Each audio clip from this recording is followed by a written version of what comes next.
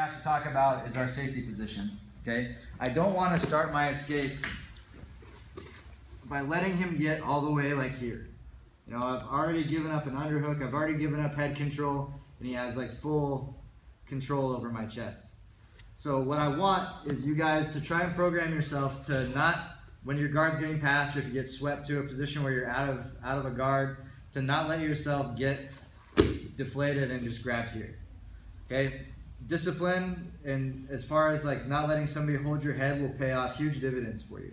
So my right hand, or my hip side hand, is going to be making a flipper grip on his bicep and trying to stop him from hugging my head. Okay? This hand, you can hide underneath their armpit, and this is going to be my frame. Again, my elbow is really tight to my side, so it doesn't start to get isolated up away from my body. I want to be able to keep everything in real tight here. And it's not just like, okay, well, my arm's here. You know, if I don't actively engage this, Colby's just going to reach through my arm and start to smash my head. Okay? So just like with your elbow escape, you want to try to keep your shoulder away from your ear and engage your pecs and your shoulder blades. All right, so this is kind of just our safety position. From here, now I've got to try and get my escape going. So I'm going to take this foot, and I like to make like a little circle step and bring my toes behind my hip.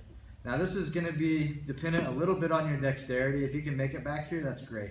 If you can't, get it as close to your hips as you can, and just remember that the more that you can bridge up at an angle, the better this is going to be for you. I don't want to bridge it straight up. I want to bridge towards Colby. Okay, so now I'm going to bring my bridging leg up to his side, and I want to shrimp with my bottom foot until I get my knee onto his hip flexor. Okay, and I'm not done here. As soon as my knee gets to his hip flexor, I want to try and make a straight line. So I'm going to go knee, hip, shoulder, and start to get away from him. Now this might feel like kind of strange. I'm exposing my back a little bit, but if I have sensitivity in this leg, I'm not. If he tries to hop over, he's pulling me back into my guard. Okay? So you have to be aware of what's going on with your back leg. It can't just be my knee is in there, now I don't have to worry about anything else. I'm here. Knee, hip, shoulder in alignment. What this will do is if Colby tries to put pressure on me, it keeps me structurally intact, so I have integrity here.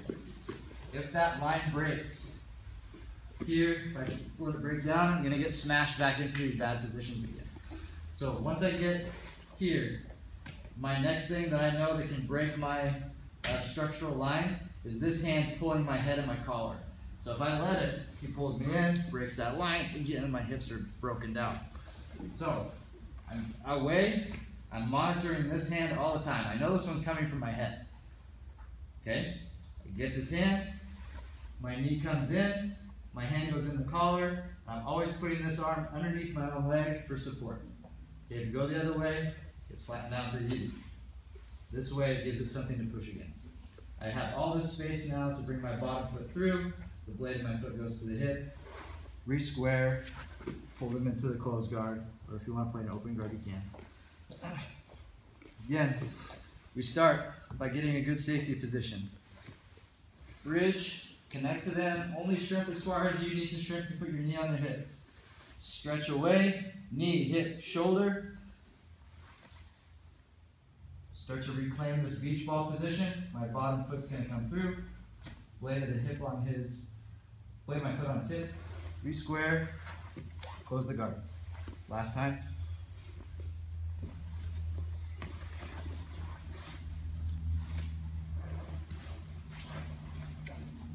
Questions? On 3, 1, 2, 3.